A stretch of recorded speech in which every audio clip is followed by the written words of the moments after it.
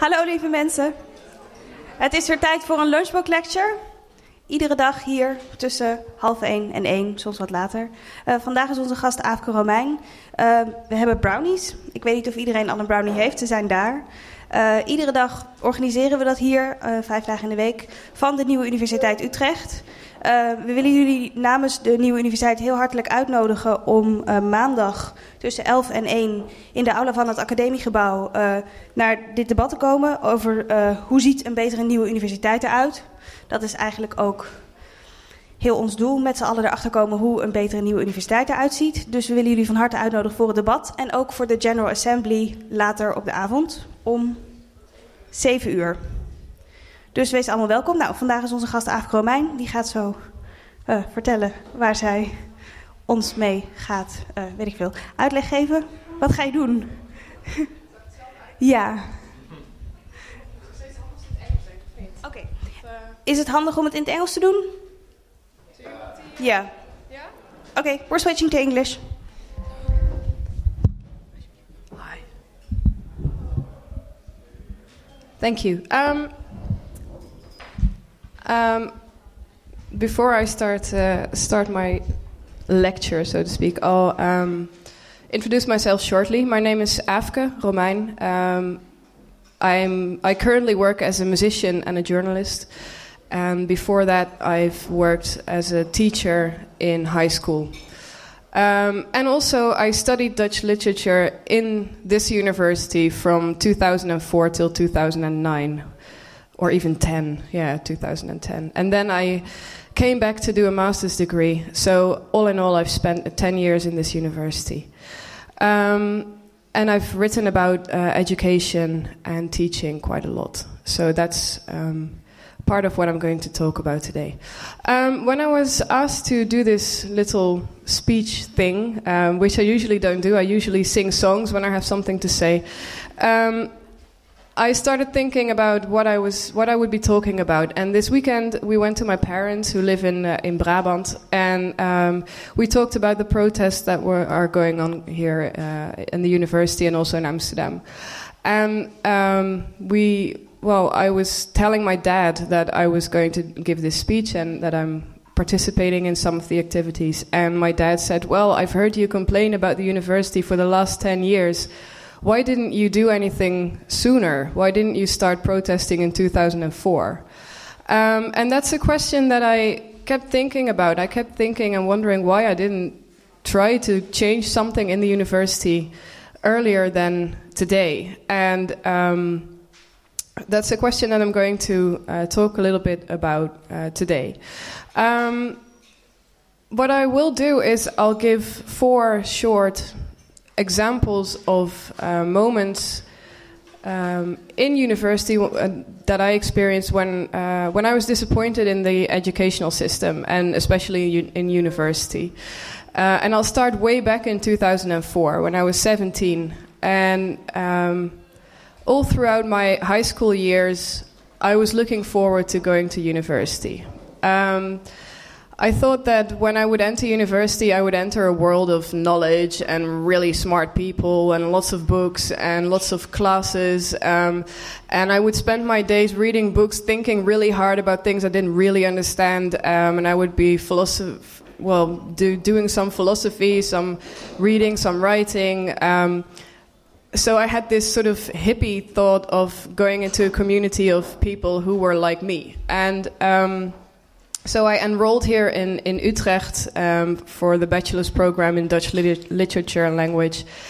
And during the first class, my teacher, who would be teaching me for the next 10 years, he asked us 2 questions. The first question was, who wants to become a writer?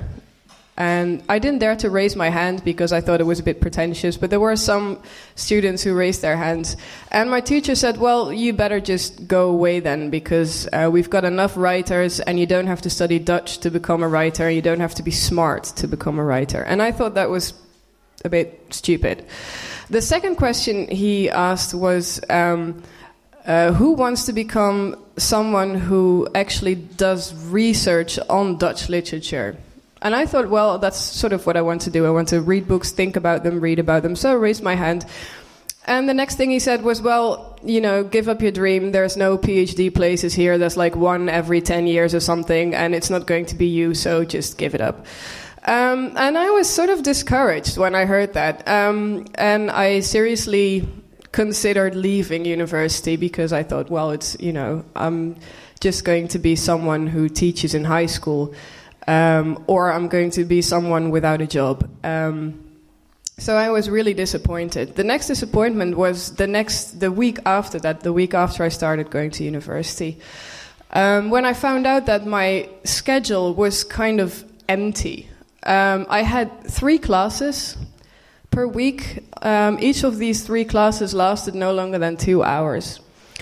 And the rest of the week I was supposed to just, I don't know, stay in bed or something. That's actually what I did the first 6 months. I moved out of my parents' house. I went to study in Utrecht and I got really, really bored because there were no classes to go to.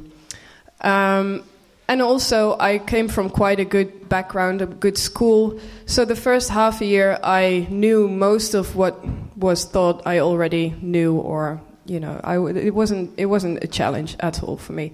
So I got really bored. And when I decided to tell my teachers that I was really bored, they said, well, you know, we would like to teach you more, but we're not allowed because we don't get paid anything, and we're only allowed to teach you 3 hours per week, and we're supposed to do everything in these 3 hours, and we're really frustrated, but frankly, we don't really care. We're just going to do what is asked, and you know, if you're bored, you just, I don't know, join a club or start rowing or doing sports or something. And that was another disappointment because I thought my teachers would be encouraging me to do more. And they really didn't, actually. They just said, well, you should be happy that you're getting really good grades and you don't have to do so much. And I wasn't. I was just bored.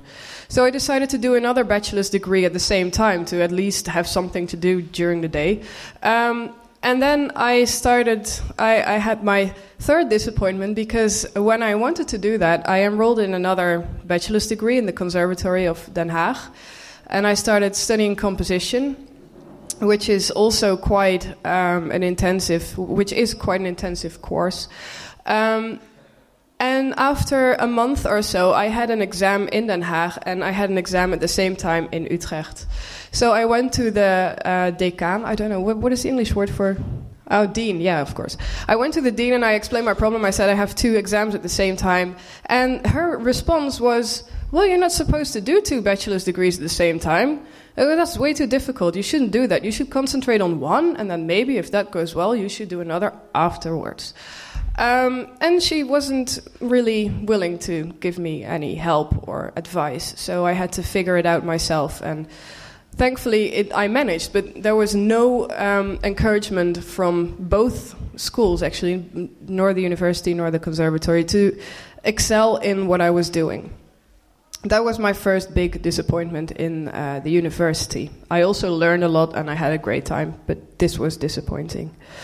The second disappointment I want to talk about a bit more today is when I entered my master's degree. That was in 2012.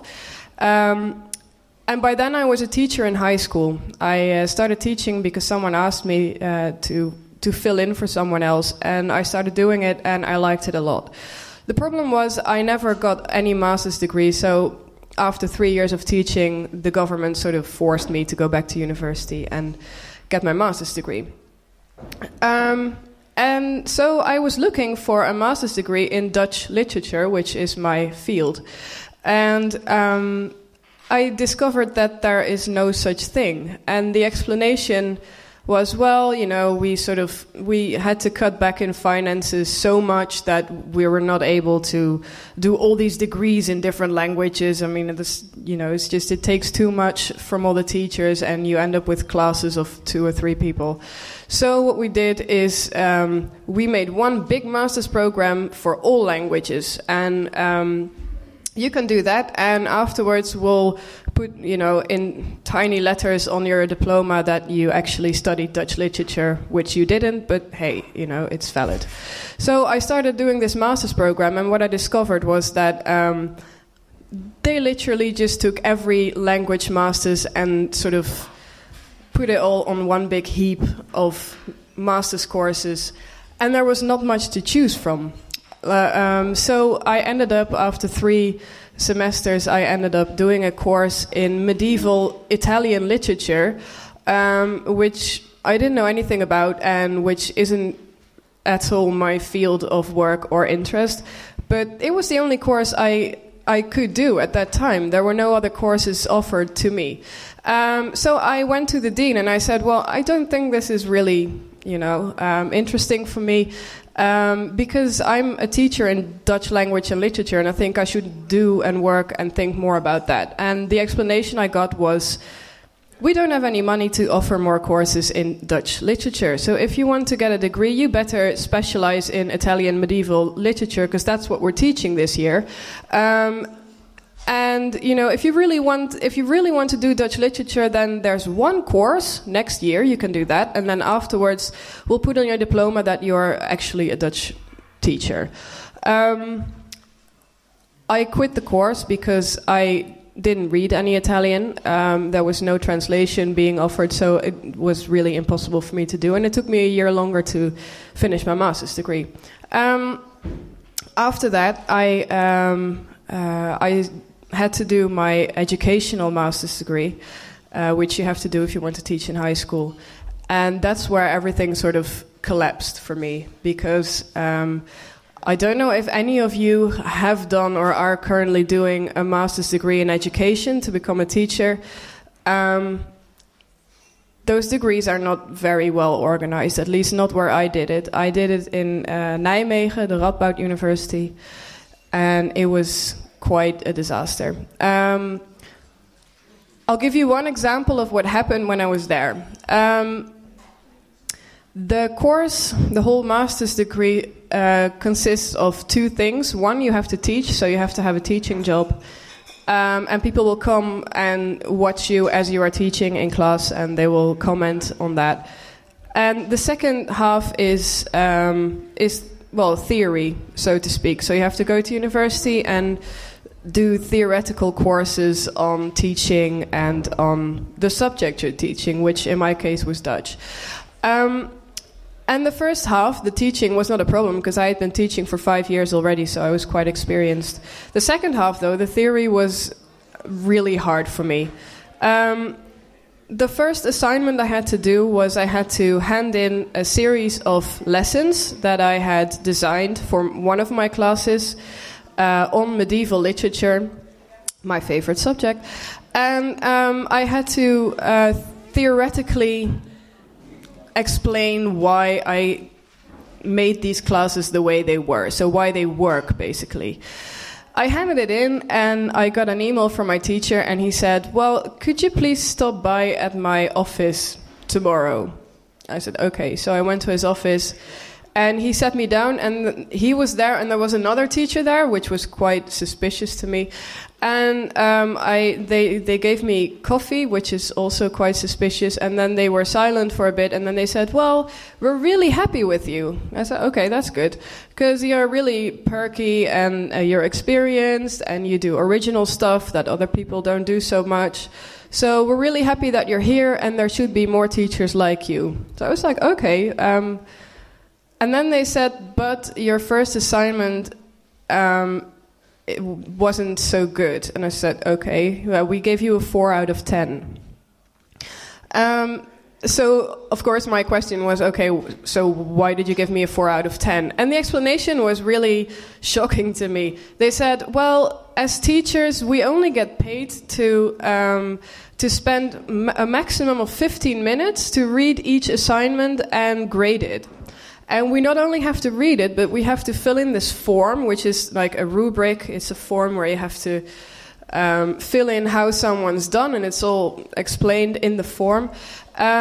So we don't have time to actually read your whole assignment. We just have to check a few boxes and make sure that the boxes are checked and that we can prove why we've checked the boxes. And I was like, yes, so. And they said, well, your assignment is really good, but all the different pieces that we have to check off are in different places. So if you just copy-paste everything into the right order, I can spend my 15 minutes checking off all the boxes in the form, and then you have an 8. And I got a bit pissed off because I said, if you have, I thought if you have time to see that everything is in my assignment, why don't you just check off the boxes? And then they said, well, there's this committee of the school inspection, and we have to hand over all these forms, and if they can't see within 10 minutes why we check the boxes, then we have a problem, and we don't want to have that kind of trouble. So after that, I spent the rest of my year just studying these forms that the teachers had to fill in, and with each assignment I just filled out the form myself, and then I made the assignment, and I sort of escaped in the end, and I got my degree. And during that year, the teachers were constantly explaining and complaining mostly about the lack of time they have, the lack of money, all the forms they had to fill in, their colleagues that they didn't really trust, the board of the school that they didn't really trust and who were bugging them constantly. So as a teacher, I was being taught how to teach by teachers who were really frustrated and didn't like their jobs, and I thought that was quite awful. So the last disappointment I sort of came across that I want to talk about today was after I got my teaching degree. I decided to write a big article on this teaching degree that I had, and the examples of the assignments and stuff, all the things that went wrong. And I did that not only to sort of tell the world how these things go, but also to help my teachers, because I sort of understood why they didn't protest. Because as most teachers, they have a mortgage, they have a house, they have kids, they have their cat that they need to feed and stuff like that. So it's really hard for them to say, well, actually, I really hate my job and I want things to change, because they're all scared. And whether that's a good thing or a bad thing, that's how things go. So I wrote this really big article on this teaching degree and about all the things that my teachers basically complained about. And it was quite funny, because what happened when I did that, it was published in Vrij Nederland, which is a Dutch magazine. And I got masses and masses of emails. Most of them were emails from students from other universities and from my university who said, wow, good for you, thanks for writing this, because it's exactly the same everywhere and it's horrible. Then I got a lot of emails from teachers, and they basically all said the same. They said, well, that university you're going to is really horrible, because my university is perfect. In my university, these things don't happen. We've solved all these problems, and you should have come to us. Which was quite funny, because I was also receiving emails from those same universities, from students who said it was just as horrible as I explained it to be. And the silliest thing, I think, is that my own teachers, the teachers from Nijmegen, they didn't react at all. And some of them I knew quite well, so I was surprised that they didn't give any sort of reaction to my article. And after a few weeks, I heard from my mom, who also knows a few of these teachers, that their boss, so the head of the department, had called for a meeting the day after my article was published, and had told all the teachers who were working in the department that they were not allowed to talk to anyone about the article or about the university or about how things were being organized. And they were not only they weren't allowed to talk to the media, but they also weren't allowed to talk to their own students. I also got emails from students from the Nijmegen University saying, well, I went to class yesterday, I asked questions about your article and about how we should proceed after this article, and the teachers literally said nothing. They didn't even give a reaction. They didn't even One student asked one of the teachers, can you at least acknowledge that this article was published and that Aafke went to this university? And the teacher said, no, I cannot do that. I'm not allowed to. Which is really strange, I think. Of course, the teachers have never confirmed to me that they weren't allowed to talk to the media or to other people. But I strongly believe that that's the case. So, these were 4 moments that I were really, disappointed in my teachers and merely in the system that they were teaching in. And what I was talking about before, when I went to my parents and my dad asked me, why didn't you do anything before? Because 10 years ago you were also complaining about the university. So why didn't you start doing something back then? And I thought about that for a while, and I think there's a few explanations, as you will. And I think the first is that when I went to university, I was 17. I was 17 years old. And I was disappointed, but I thought it was my own problem. I had no idea that I was being part of a system that wasn't functioning the way it should be. And also, I didn't have people around me in my classes that had the same feelings as I did, at least so I thought, because we never talked about it like that. I just thought people around me who were, happy being a student, they were reading their books and they were getting their grades and everything was fine. And I thought I was the only one who was being bored and frustrated. So I never did anything. And even if I would have wanted to do something, I wouldn't have known where to start or how to start.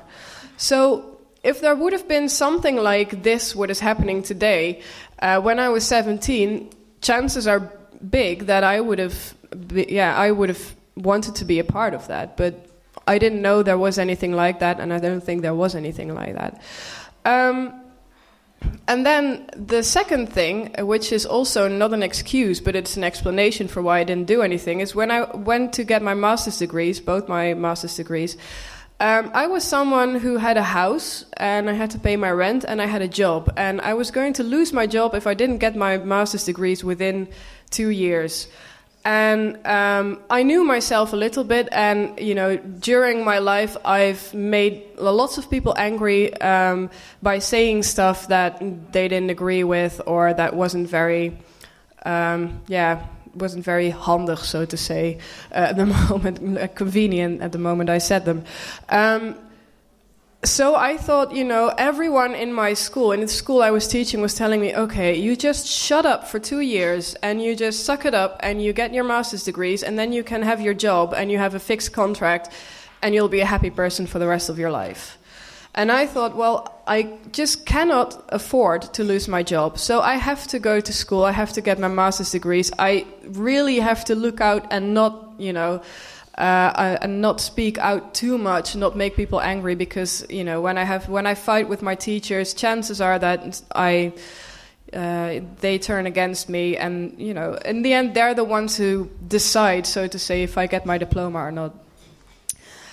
And now here I am, and I have my master's degrees. I've quit my job as a teacher because I'm a full-time musician now, and now I suddenly have the space, both in my head, but also in my wallet and in my conscience, to be a part of the protests that are going on in the university and the discussions that come with it. And in some way, I think I'm a coward, because I let really stupid things get in the way of speaking up before. First, I just didn't think of it. Second, I thought, well, it's not safe to do so. And so why would I do it now? And I thought about it for about a week, and I think, well, it's not such a big deal in the end, because everyone who is being part of the discussions within universities at this point have been in universities for a while. Some of the teachers who are being part of the discussions now have been teaching for 10 or 15 or 20 years, and they probably didn't speak up before. But I think the most important thing is that they are speaking up now, and they're giving their opinion now, and they're being part of a collaboration of lots of different groups of people who want to make the system better. And we can look back and say, well, you know, why didn't they do anything before? In the end, it doesn't really matter. People need some space to build up their outrage.